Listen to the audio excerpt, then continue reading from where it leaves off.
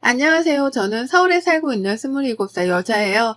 좋은 의도로 글을 쓰는 게 아님을 먼저 밝히며 너무 쪽이 벌려 하소연할 곳이 없어 사연을 적어 보냅니다.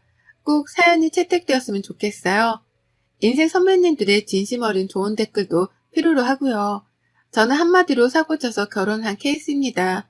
대학교 2학년 때 임신을 하게 되면서 학교를 휴학하자마자 결혼을 했고요. 그 후 대학은 어찌저찌 졸업을 하긴 했으나 애를 낳고 나서부터는 애를 키우고 산 기억밖에 없네요. 그래도 결혼 6년 차라며 예전만큼 낯설어 힘들어하는 일은 없고요. 제가 사연을 적게 된 이유는 애 키우는 게 힘들거나 유별나서가 아닙니다. 주제 파악을 하지 못하는 제 젊은 시어머니 때문이죠. 미리 말씀드리자면 저희 시어머니는 정말 어리세요. 저도 사고를 쳐서 아이를 낳기는 했지만 저희 시어머니는 저보다 더 어린 나이였던 19살에 사고를 치고서는 남편을 낳으셨답니다. 남편이랑 제가 1살 차이니까 시어머니는 저랑 19살밖에 차이가 나질 않으셨어요. 그러니까 아직 반백살도 살지 않으신 젊은 어머님이셨답니다. 제가 임신을 했었을 적에 어머님은 본인도 아이를 일찍 낳았는데 아무런 문제가 없이 잘만 키우고 살았다며 적극적으로 저를 위로해 주셨어요. 지금 당장이야 앞이 막막하고 큰일이 난 것처럼 느껴질 테지만 아이를 낳고 살아가다 보면 이게 얼마나 별일이 아니었는지를 알게 될 거라며 좋은 덕담도 많이 해주셨고요. 당장에 저희 부모님으로부터 원망과 미움을 사고 있었던 저는 위로해 주시는 어머님이 정말 신적으로 느껴졌었답니다. 꼭 성모 마리아를 보는 듯이 시어머니를 바라볼 때면 어머님 등 뒤에서 빛이라도 나는 듯 했어요. 그 정도로 저는 어머님이 좋았었답니다. 그래서 결혼을 하고 처음 2년 정도는 시댁에서 지낼 요랑으로 시댁에서 합교살이를 시작했었는데요. 너무 가까이 그리고 매일같이 서로 얼굴을 보며 살아서였을까요? 저는 슬슬 시어머니에 대한 실망이 커져갔고 그도 모자라 부끄럽기까지 하며 뭔가 수모를 견뎌내야 했답니다. 수모 따위를 안 겪고 살려고 해도 어머님이 자꾸 일거리를 만들어내시는 바람에 제가 민망스러울 수밖에 없는 상황들이 연속해서 일어나곤 했어요.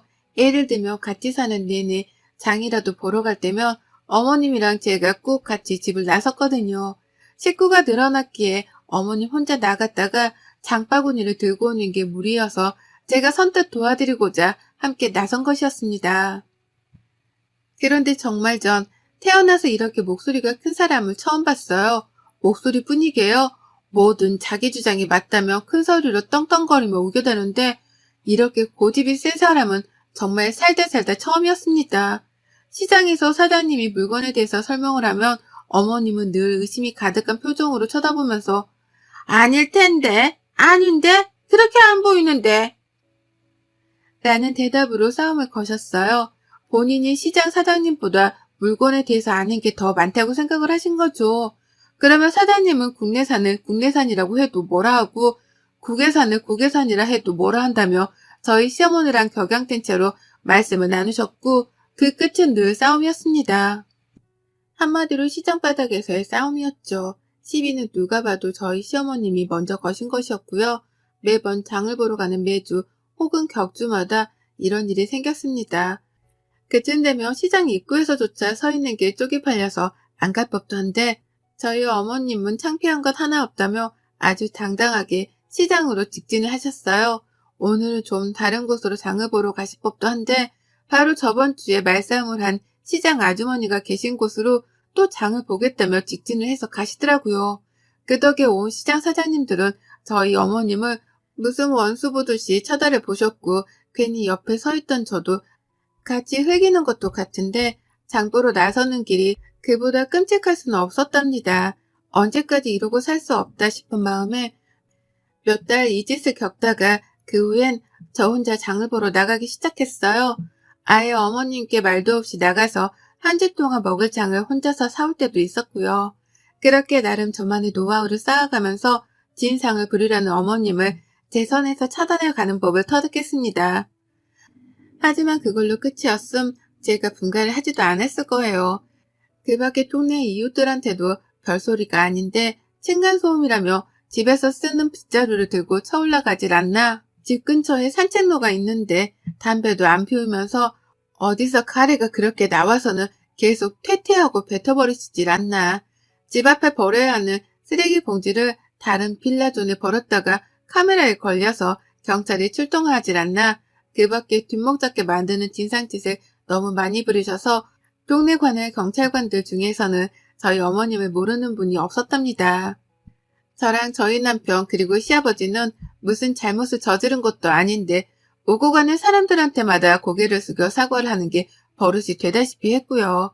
참 별별 꼴을 다 보고 나서야 제가 학을 떼듯이 분가를 하겠다고 선포를 했고 남편도 아이한테 나쁜 영향을 줄까 겁이 난다며 바로 동의를 하곤 집을 나왔어요. 그렇게 따로 나와서 산 지가 올해로 4년 차입니다. 용케도 버티는 2년이었고 그 시간 때문에 저는 시어머니에 대한 저의 선입견을 아직 다 고쳐내지 못한 중이었어요. 겨우 거리를 두고 사는 중이었고 집이 멀던 이유로 어머님은 저희가 먼저 찾아뵙지 않는 이상 제 발로 만나려고 하지는 않으셨어요. 다만 평소에도 아이 사진을 보여달라는 연락을 자주 해오셔서 대면대면함에도 불구하고 카톡 연락을 꾸준하게 하며 지내고 있었습니다. 유치원 입구 앞에서 친구들과 밥 먹는 모습으로 혹은 앞에서 걸어가고 있는 뒷모습 등등 구체적인 모습을 하고 있는 사진을 원하시는 바람에 저는 늘 시어머니의 입맛에 따라 사진을 찍는 게 버릇이 되다시피 했어요. 하여간 까다롭기로는 정말 1인자셨고 남이 불편해하거나 기분 나빠할 것이라는 배려 따위는 전혀 해주지를 못하셨습니다. 그러니 가장 가까이 있는 사람 중 하나인 제가 피해를 가장 많이 보는 피해자가 되곤 했죠. 지금껏 결혼해서 살며 시어머니에 대한 얘기를 늘어놓자면 정말 한 트럭인데요. 불과 지난 5월 시어머니가 차를 뽑게 되면서 전보다 더한 진상살이가 시작되었답니다. 어머님께서는 기존에 조그마한 자가용을 가지고 계셨으나 사고를 내신 이후로 시아버지가 다시는 운전하지 말라며 그걸 폐차시켜 버리셨어요. 먼저 들이받고는 잘못이 없다며 베체라를 시전하다가 온 가족들이 출동해서는 블랙박스를 보고서 상대편 차량 주인분께 열심히 사과를 했었더랬죠. 그때 기억으로는 시어머니 또래 운전자분만 보면 횡단보도를 건너다가도 못 건널 것 같고 마트에서 마주쳐도 흠칫거리곤 합니다. 저희 어머님 생각이 나서 말이죠. 오죽했음 시아버지께서도 차를 폐차시키셨을까 싶은 마음이 들며 충분히 이해가 갔고 그 이후 암묵적으로 시어머니께서는 다신 운전을 하지 못하시는 줄 알았는데요. 글쎄 시어머니가 온 가족들에게 비밀로 하고는 차를 뽑아오신 거예요. 중고차를 어디서 구매하셔서 말입니다. 친한 지인분 아들이 초보운전용으로 타고 다니던 차를 판다고 해서 그걸 덜컥 사셨다는 거예요. 결국 그 바람에 어머님은 다시 차를 몰게 되셨고 저는 어머님의 조수석에 앉아 시어머니를 감시하는 역할을 맡게 되었답니다. 시아버지랑 남편이 부탁을 하셨거든요. 평일 대낮에 집에 있는 사람이라고는 저 하나뿐이니 저라도 어머님이 운전을 하실 때 옆에 꼭 붙어서 엄한 사람이 다치거나 욕먹지 않게 해달라고 말입니다. 운전을 어떻게 하는 건지 잔소리를 팍팍 해가면서라도 시어머니 버릇을 좀 고쳐놓으라고 말이죠. 저라고 별 수 있겠나요? 이미 진상 부리는 행동이 몸에 배어버린 사람인데 제가 옆에서 잔소리를 한다고 해서 뭐가 나아질 분은 결코 아니셨습니다. 다만 제가 그렇게라도 옆에서 눈치를 주면 어머님이 최소한 눈치를 보는 척은 하실 줄 알았네요. 이미 교통사고를 한 번 내신 분이니까 운전을 하면서 전보다는 더욱 조심하실 거라고도 예상을 했고요. 하지만 이런 당연한 저의 예상은 완벽하게 빗나가 버리고야 말았습니다. 사고를 내본 사람이라면 더더욱 주변 차량의 존재에 신경을 쓰고 사소한 것도 조심스러워하면서 할 텐데요. 저희 어머님은 정말 예상을 빗나가셨죠. 인도 앞에 서 있으면서 멀쩡히 인도를 지나가는 사람한테 빨리 지나가라고 클락션을 울렸던 날엔 저 진짜 조수석에서 쥐구멍이라도 숨고 싶었어요. 지나가는 행인이 여학생이니 망정이었지 어디 깡패라도 지나갔다가 그 꼴을 당했으면 가만히 있었을까요? 그런 생각을 하니 진짜 조수석도 앉아있을 곳이 못 되었습니다. 하지만 이게 끝이 아니었어요. 사고를 냈었으니까 내가 이제 절대로 과속은 안 할 거야.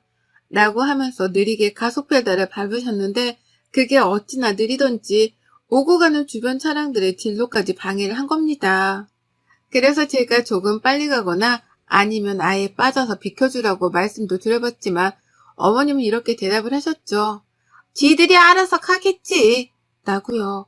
뭘 말씀드려도 자기 알 바가 아니라고 귀를 닫으셨습니다. 오고 가는 차량들이 운전을 똑바로 하라면서 클락션을 내내 울리는데도 아랑곳하지를 않으셨어요. 오히려 귀따갑게 자꾸 빵빵거린다면서 한 번은 창문을 열고 가운데 손가락을 찍혀 올려 버리셨습니다. 아, 그때 그 순간은 정말 제 인생 최악의 날이었습니다. 온 차들이 저희를 지켜보는데 작은 차 안에 운전자가 당당하게 가운데 손가락을 찍혀 올리니 저 멀리 있던 차량의 아저씨까지 창문을 열고는 소리를 지르셨어요. 운전 똑바로 하라고 말이죠. 흔히들 들어봤죠? 아줌마가 집에서 밥이나 차릴 것이지 왜 나와서 운전을 하냐는 말입니다. 전 이런 얘기가 90년대나 일어나는 말인 줄 알았는데요. 저희 시어머니 때문에 한 번도 아니 여러 번을 들었답니다. 운전 똑바로 할 거 아니면 집에 가 밥하라 소리를 귀에 딱지가 나도록 들었네요. 그 바람에 제가 시어머니를 부여잡고는 도대체 왜 이렇게 운전을 하는 거냐면서 미치도록 화를 낸 적이 있었어요. 도무지 화끈거리는 얼굴을 도로 위에서 들고 다닐 수가 없으니 이렇게 운전을 할 거면 차라리 내려달라고 말이죠. 그러자 저희 어머님 버스서는 정류장에 떡하니 들어가서는 저를 내려주시더라고요. 그리고는 창문을 내려서 어디 버릇없게 시어머니한테 내려달라 말아야 내가 네 개인 택시기사냐? 라고 욕을 쏘아대셨답니다. 버스를 기다리는 승객들이 와르르 서 있는 정거장이었는데요. 모두가 저와 시어머니의 싸움을 목격했어요. 어머님은 욕만 남기고 호련히 그 자리를 떠나셨고 저는 혼자 남아 떠나가는 시어머니의 차량을 지켜보며 붉어진 얼굴을 숨기고 가느라 애먼 머리카락만 잡아 뜯었네요. 혹시나 아는 사람이라도 만날까 싶어서 두근거리는데 내가 언제까지 이러고 살아야 하나 싶어 숨이 턱 막히기도 했습니다. 그러나 결국 언젠가 사고 칠 거라고 예상했던 어머님이 치고야 마셨어요. 고 기다리던 그 사고를 정말로 쳐내신 겁니다. 그날따라 왠지 시어머니랑 차를 같이 타고 싶지 않았는데 어머님이 애사진을 보여달라고 전날부터 닥달을 하시다가 자연스럽게 시아버지가 병원을 가셔야 한다고 말씀을 하셨어요. 어머님 혼자 가는 거라면 제가 그냥 알아서 가라고 했을 거지만 시아버지가 가신다고 하니 괜히 신경이 쓰이더라고요. 그래서 애를 유치원에 보내놓고 시어머니 댁으로 찾아뵈었습니다. 시아버지께서는 나가는 순간부터 시어머니 차를 타기 싫다면서 입이 대빨 튀어나오셨어요. 몰래 차를 산 것도 모자라 운전을 계속하고 다니신다고 생각을 하니 화가 나셨는지 문 앞에서 시위를 하며 운전을 자기가 하겠다고 몰아세우셨습니다. 하지만 결국 저희는 시어머니가 운전하는 차에 올라탔어요. 시어머니의 고집을 말릴 수 있는 사람은 아무도 없었으니까요. 그렇게 저희는 함께 병원으로 출발을 했습니다. 다소 불안한, 하지만 일단 가벼이 마음을 먹고 차에 올라탔는데 한 15분쯤 갔을까요? 지금도 그때 생각만 하면 식은땀이 순간 스쳐 흘러내리네요. 아버님이랑 대화를 나누며 최대한 긴장하시는 아버님의 마음을 풀어드리고 있던 그 찰나 갑자기 쾅 하는 소리와 함께 세 사람 모두가 앞쪽으로 쏠렸습니다. 시어머니가 꼬리타기를 하며 바뀌고 있는 신호를 따라 우회전을 하시다가 신호를 따라 정상적으로 출발을 한 차량과 부딪혔습니다. 근데 또 웃겼던 것이 그런 상황이면 저희가 모두 다 충격을 받아 오른쪽으로 쏠려야 했는데 시어머니가 운전을 요상하게 하면서 우회전을 하시다가 그대로 앞부분을 다른 차와 들이박은 거예요. 그래서 모두가 충격을 받자마자 앞쪽으로 쏠렸던 것입니다. 사태 파악을 하느라 한참의 시간이 걸렸고 누가 봐도 우리의 잘못이란 건 알았는지라 아버님과 저는 뒷목을 잡으면서 할 말을 잃었어요. 둘 다 결국 또 터졌구나 하는 마음으로 허망하게 시어머니를 노려보며 서로를 챙겼습니다. 근데 시어머니는 이번에도 당당하더라고요. 정말 쪽팔림이라고는 하나도 느끼지 못하는 건지 상대편 차량에서 운전을 어떻게 하냐며 막 나와서 보험을 부르며 어머님을 부르시는데 어머님은 누가 뭐 잘못을 했는데 차가 앞에서 오고 있으면 비켜줄 생각을 해야지 그걸 그대로 갖다 들이받고 말이야. 당신 카페야? 이게 깡패가 아니면 뭐야? 라고 하며 막받아 치셨답니다.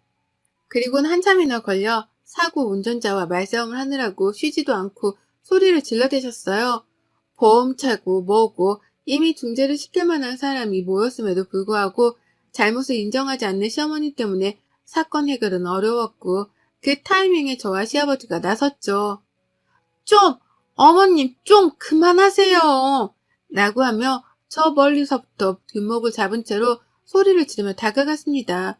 어머님은 얘가 왜 이러냐는 표정으로 저를 바라보며 넌 가만히 있어. 잘 알지도 못하는 게. 라고 입을 닫게 하셨죠. 하지만 저는 거기서 멈추지 않았습니다. 쪽팔려 죽겠네 정말. 어머님이 먼저 갖다 들이받고서 뭘 잘했다고 큰 소리예요. 잘못을 했으면 잘못했다고 사과를 먼저 하셔야지. 뭘 잘했다고 자꾸 쫑알쫑알. 여기 있는 사람들이 다 놀고 먹는 배수인 줄 아세요? 다들 바빠 죽겠는데 얼른 사과드리고 보험 처리하세요. 제발 좀 그 입 좀 다무시라고요. 라고 주절주절 맞는 말만 골라서 했어요. 그러자 상대편 운전자뿐만 아니라 뒤늦게 온 경찰까지 다행이다 싶은지 네 어머님 진정하시고요. 라며 시어머니를 더 타일러보고자 했죠. 이제야 해결이 되나 보다 싶어 말이죠. 하지만 어머님은 거기서 그치지 않은 채 오히려 며느리가 자신의 편을 들지 않는 것에 화가 나서는 그 분풀이를 상대방 운전자한테 하셨습니다. 살짝 욕이 올라왔다가 결국 튀어나와 뱉어졌고 그 바람에 빡쳐버린 상대 운전자분이 결국 용서는 없다며 서로 고성방가를 오가며 피 터지게 말싸움을 했습니다. 그리고 전 그 상황에서 시아버지고 뭐고 아무것도 보이질 않았고요. 그저 죄 없는 사람이 피해만 보지 않았으면 하는 마음에서 경찰분께 이실직고를 했답니다.